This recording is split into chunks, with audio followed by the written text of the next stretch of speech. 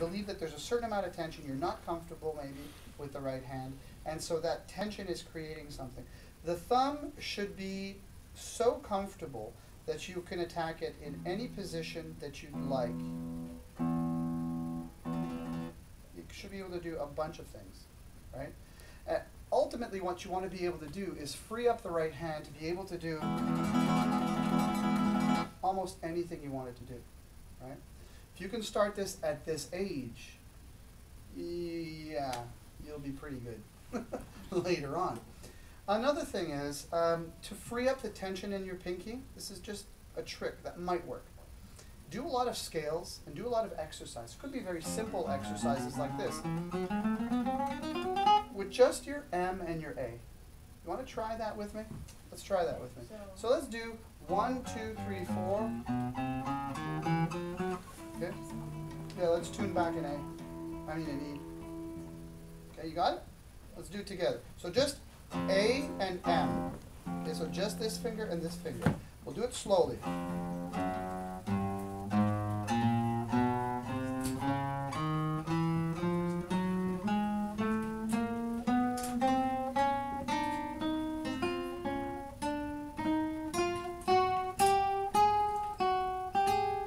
Move over a fret.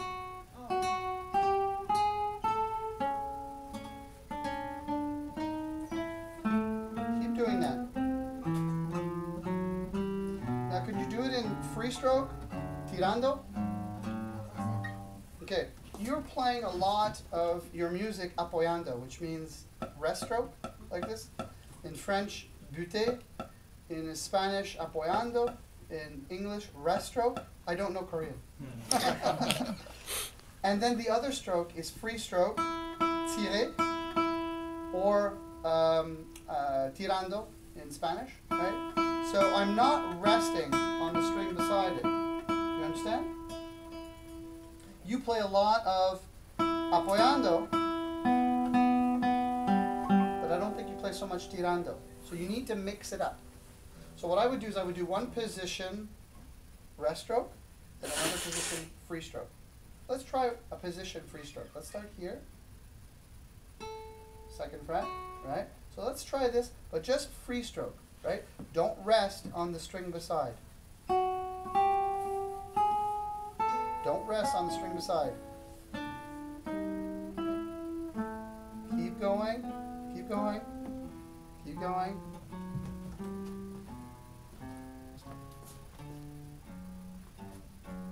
Let's go back to the first string. Okay? Second position. Do it again.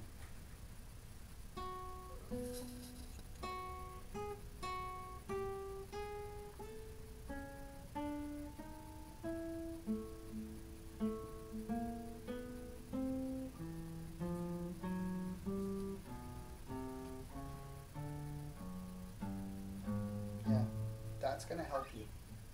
Do more of this. It will give you security with the right hand, I think. In the hand, there are tendons, right? You know what tendons means? Yeah? Yeah, Tendon? nerve. Sorry? Yeah, it's like a, well, not a nerve, but it's like a big cable, right? And these cables are attached to muscles. It's those cables attached to muscles that enable the fingers to move, right? So in the hand, the thumb has its own cable. The index finger has its own cable too. The M finger here has a big cable, right? But that's because after the wrist, these two fingers join the same cable. So our hand is divided like this. Okay. Pianists know what I'm talking about. It's very difficult to develop articulation on those sides of the hands. Very, very difficult. They spend years and years developing independence of the fingers here. So all we have to worry about is, you know, one finger here on this hand, as opposed to pianists who have a lot more, right? So by working more of these two digits independently, we're doing essentially what pianists do, right? Which is trying to develop more finger independence. With more independence comes confidence. With confidence comes strength. And then you can do whatever you want, right? Well, you have to practice, but, right? Your left hand also. Be careful of not overreaching. I know, yes, I noticed that you're breaking your wrist a lot when sometimes you don't really need to. And the other thing that you're doing with your left hand is your string hopping. For instance, if I had C sharp and A to play one after the other, right? And it wasn't staccato, they were both, let's say, legato. I would not use the same finger. I would use two different fingers, right? Why? Because when you hop the finger with just one finger, it kind of stops. That's or right. You can hear It's more of a marcato attack rather than a legato attack. So be careful of this because you do finger hop. I saw it in the Allemand, right? So be careful of this. I don't have to talk to you about any of the mood settings of any of these dances. You get it. And you probably get it because you've listened so much to this stuff and you're just trying to express yourself from what you've heard and understood. That's incredible. It must mean there's probably a lot of music in your house. Is there a lot of music in your house? Yeah. Yeah. Probably more than most people. So you're learning by using your hands. Fantastic. Well, how are your reading skills? Can you read guitar music? Yeah, a bit. Yeah, a little bit. It's hard, eh? Yeah. But don't forget about reading. Reading is really important. Yeah, I get the sense you're doing a lot of stuff by ear, too. Okay. That's incredible. Very good. Keep it up. That's important, too. Musicians have to have good ears. My ear kind of sucks because I've been taught to read a lot when I was a kid. But, you know, it's all these things we have to work on. Yeah. Do you play any other styles but Bach? Well, my first classical song was Bach, and it's the first song. I'm going to correct something with you right now because now you're no longer a 12-year-old. Now you're a big adult. It's not a song if it doesn't have lyrics. Oh. It's a piece. Oh, okay. Right? I blame iTunes for this because everything on iTunes is a song. Yes. But it's not a song. It's a piece if it doesn't have lyrics, right? So, yeah, it's a piece. So what other pieces do you play? Or are you just doing Bach these days? Bach. Just Bach? Yeah, it's enough. It's enough. There's enough for a knife. That's enough for a lifetime. There's people that, you know, play a Bach suite, it takes their whole life to master it. This kid just, like, you know, reads books and plays guitar. Awesome. Yes. Congratulations. Here's a few more questions for us. What's this? Oh, this. This is something a lot of modern guitar makers are doing now. It's an added piece of wood. This one's ebony. And it's there to protect the top so that the top doesn't have to be refinished a lot. It also, the benefit is also that my arm isn't resting on the top. So it enables the instrument to vibrate a little bit more free. And it is a little bit more comfortable because it's not as hard of an edge. Freaked my students out the other day when I showed them my arm. But I literally have a dent in my arm because of my decades of playing. My muscles have just basically shaped themselves over the guitar. And so I literally have a dent here in my, I'm not going to show you, it'll just be weird. And then I'm being We filmed. believe you. Yeah, just believe me. So yeah, those are all the reasons. Do you have any other questions? It's while you do the trills, Yeah? I can't really figure out how to do it, you know, like more faster, delicate, and you know, like. Oh, you want to know how to Fast. cross-string trim. You want to know how to do these. Yeah, this one also, but like. Those ones are hard, right? This is what I was talking about before, about finger independence, right? That's hard. That's a lot of work. Then Right there. how do the professional guitarists do the trills? Often it's not very long. Pay attention. So they'll do, someone like David Russell, for instance, he'll do, that's it, and then he moves on. Gone. Right? Or they'll find another position to do it in, so they'll do, so they'll cut off the rest of the harmony, right? So they'll play, that would be too hard to do, but, so I just played the chord with the suspension, then the trill and resolve it, right? You can do that too. But there's certain positions like this D major position is a great example because I don't have a choice. I would have to, if I wanted the harmony to resonate, I would have to pick this position. hard, eh? Any other questions? Yes.